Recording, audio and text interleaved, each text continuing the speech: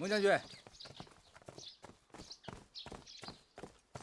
我剛才清點了一下人數，你看對不對啊？貴女4位，女御10位，家眷6人，奴僕7人，對不对？我問你對不對？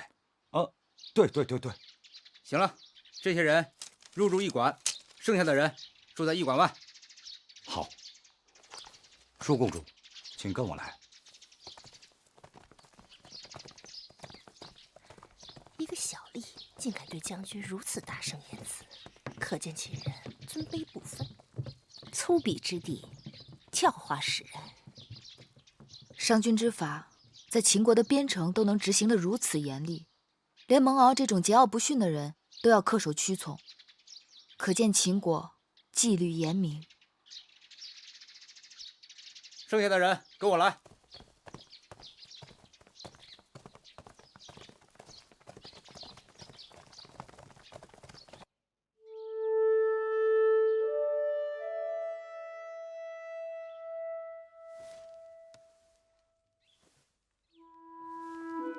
女一志，姐姐怎麼樣了？此刻大家都是一樣的，无非是几日水米不曾下肚，吃的没有吐的多。若能喝上几日米湯調理腸胃，再吃些肉糜補益身體即可。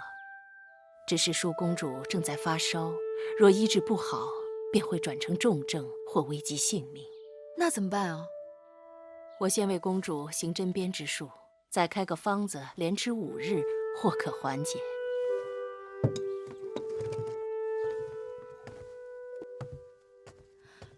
珍珠，一會兒拿着藥方速去開藥，盡快回來。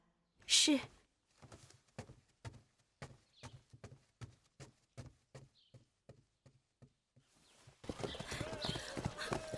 珍珠，公主，药可买到了？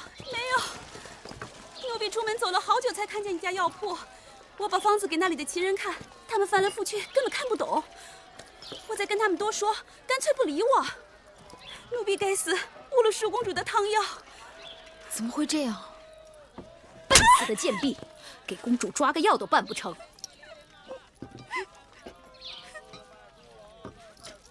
哎呀，我竟然忘了，這10里不同音，百里不同俗的，這到了秦國，自然是用秦國文字。他們一定是因為看不懂女醫治的方子，所以不肯理會咱們。玳瑁姑姑，咱們這些隨駕的臣僕中，有哪個會秦國文字？他們都是打理內政的內小臣，哪裡懂得列國文字？再說，我們楚國也算得上天下第1大國，怎的秦國人不學我楚國文字，反而要我楚國人懂得秦國文字呢？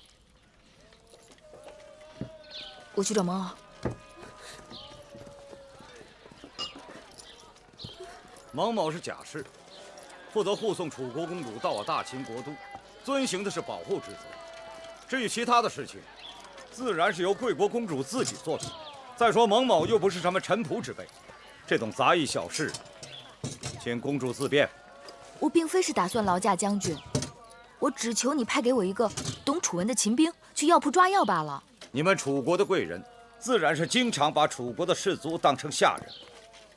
可我們大秦的士卒，豈會充當此等雜役的角色？那你幫我找一個懂楚文的秦人，隨便什麼人。沒有。你們楚國那些鳥文，除了專職外務的臣子們之外，沒人能懂。你要買藥，讓你們楚人去買，別在這煩我。你這個人，情理不通。你出了驛站，上大街往前走，再往北拐，那邊有一個雍氏藥鋪。那鋪主是武關城內最有學問的人，你可以找他試試。要是他也不知道，那就沒辦法了。多謝。月公主穿婚裝出行不太合適吧？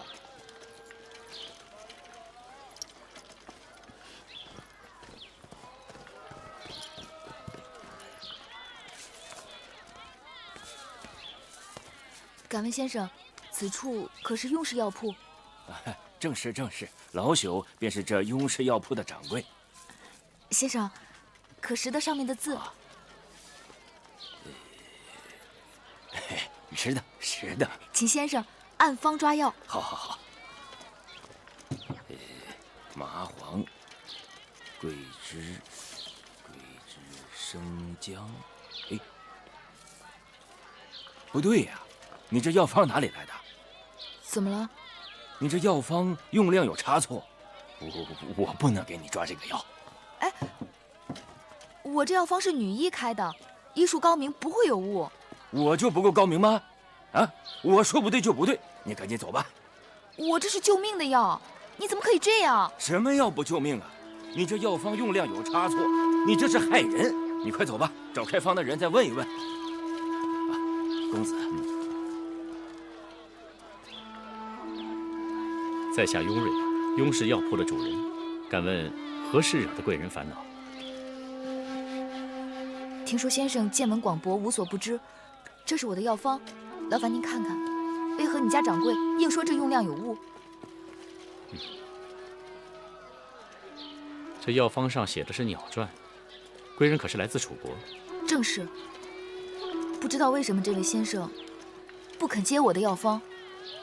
貴人可知，這秦楚兩地雖然接壤，但不僅文字各異，就連這度量之衡器也是不同。我這老僕雖然識得藥方上的藥名，但因為分量上與我們的慣常有差異，怕是搞錯誤人性命，所以不敢接此藥方。原來如此。好在昔年本人也曾遊學楚國，對楚國的鳥傳略知一二，知道楚國的計量方法與秦國的不同。這藥就由我來抓吧。有勞先生了。您的藥包好了。多謝先生。